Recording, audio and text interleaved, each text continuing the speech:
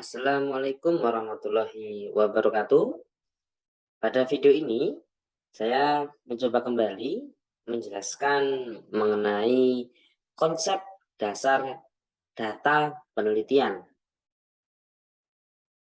Berbicara mengenai data, data merupakan kumpulan dari satuan-satuan datum. Jika dia berdiri sendiri, namanya datum.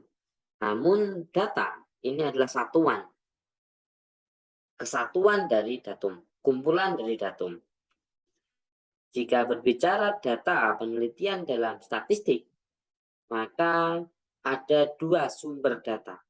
Mohon maaf, ada dua asal data, jenis data, ya, terutama asalnya.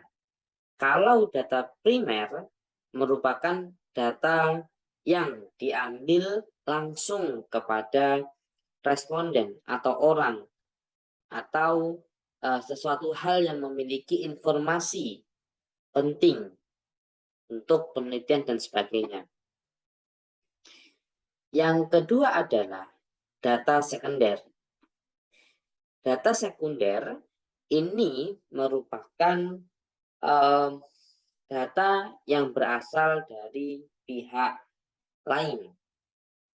Jadi contohnya pihak lain itu mengambil data ke lapangan, mengambil data ke responden, terus kita sebagai pihak ketiga, kita menggunakan data tersebut. Sehingga data tersebut dinamakan data sekunder.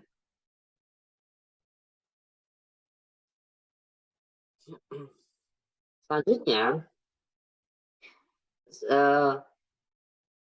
kenapa seorang sarjana kesehatan masyarakat kita mempelajari terkait penelitian, terkait data?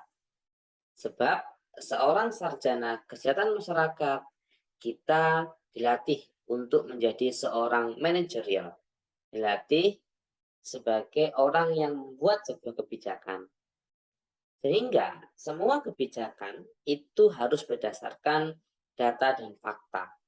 Melalui penelitian, kita bisa menggali terkait fakta-fakta yang terjadi dan kita dapat membuktikan secara objektif. Begitupun kalau kita menganalogikan seorang polisi mencari sebuah kebenaran kepada seorang tersangka dengan mengumpulkan fakta-fakta. Begitupun kesehatan masyarakat, mengumpulkan fakta-fakta melalui riset atau penelitian. Data-data bidang kesehatan itu ada beberapa sumber. Sumber data dalam bidang kesehatan itu ada registrasi, yang kedua data hasil survei, yang ketiga data hasil penelitian, yang keempat sensus atau pengumpulan data kepada masyarakat, dan laporan. Di mana dalam kelima sumber informasi ini memiliki data-data yang dapat Anda gunakan sebagai bahan penelitian. Selanjutnya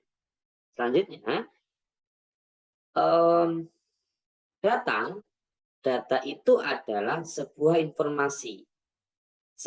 informasi mengenai karakteristik individu, karakteristik sesuatu hal. Data ini dia melekat kepada sebuah variabel. Kalau variabel tadi adalah karakteristik yang melekat kepada sesuatu, ya, pada individu atau yang lainnya. Dan karakteristik tersebut memiliki sebuah data atau informasi. Contoh misalnya, variabel jenis kelamin. Datanya adalah laki-laki atau perempuan.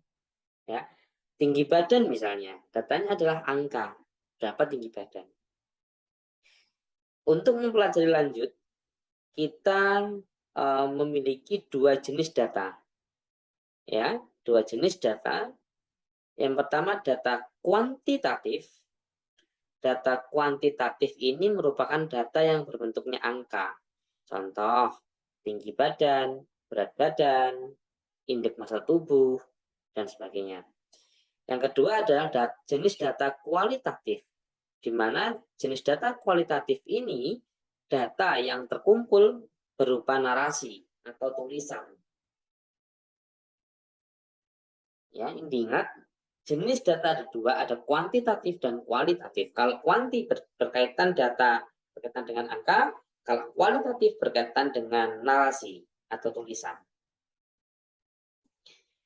Selanjutnya, kalau kita berbicara masalah skala variabel atau skala data, maka ada dua jenis skalanya.